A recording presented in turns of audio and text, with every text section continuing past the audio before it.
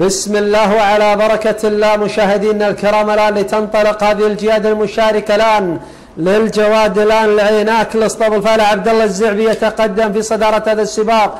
هناك أكمل من الداخل لاسطبل الفنار يحاول التقدم، مصرع لاسطبل عصيم أيضا على المركز الثاني، العيناك المركز الثالث. صدارة قوية، تحدي الآن للجواد أكمل لاسطبل الفنار متقدم بكل قوة. العيناك الآن يحاول يندفع في صدارة هذا السباق الآن، ومشاركة هذا الشوط بين هذه الجياد الآن من جهة الدرجة الثالثة في مسافة 2200 متر. شوف التحدي والانطلاق أيضا والصدارة القوية بين هذه الجياد الآن. المشاركة يبتعد بعيد جدا الآن الجواد العيناك لاسطبل الزعبي متقدم بالخيال سلسيو. شوف الاندفاع والصدارة القوية ليترك المنافسة للمركز الثاني. شوف الهروب المبكر للجواد العيناك الآن، لا زال متقدم مسيطر تماما بكل قوة على صدارة هذا السباق. هناك أيضا الجواد مصراع المركز الثاني، متابعة للجواد متبسم يحاول أن يقترب من المركز الثاني مع الجواد أبو هادي الآن بالخيال فيصل عياد الفرماوي. شوف المشاركة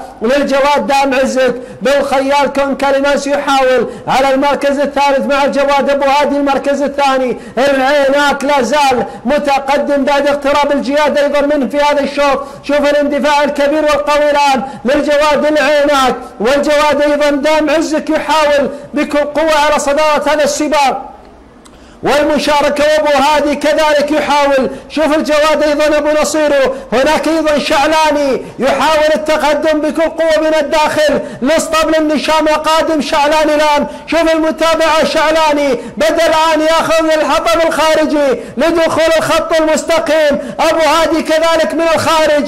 العيناك ينسحب من المناطرة للمركز الثالث. شوف الجواد شعلاني قادم من الداخل، غطفان ايضا كذلك يحاول بكل قوة. شعلاني قادم، غطفان من الداخل. شوف الصدارة الآن، شعلاني لازال متقدم مسيطر تماما بكل قوة. مبروك نشامة، مبروك للنشامة، لينتصر شعلاني، ليكسب شعلاني، ليقلع شعلاني. بالفعل نقول مبروك، يفوز الجواد شعلاني ليحقق هذا الانتصار. أبو هادي المركز الثاني والمركز الثالث.